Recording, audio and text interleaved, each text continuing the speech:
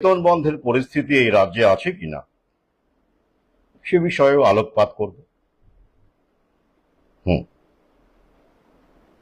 Divine justice,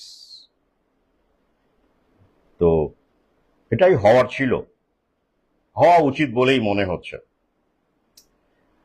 সাধারণ খেটে খাওয়া ঘাম ঝরানো মানুষের সঙ্গে মধ্যবিত্তের যে বিচ্ছিন্নতা এবং উন্নাসিকতা প্রত্যক্ষ করেছি আমি আমার ভ্রাম্যমান জীবনে, তাতে করে এটাই হওয়া উচিত ছিল। আমি সমর্থন করি বা না করি, এটা ডিভাইন জাস্টিস বলেই আমি মনে করছি।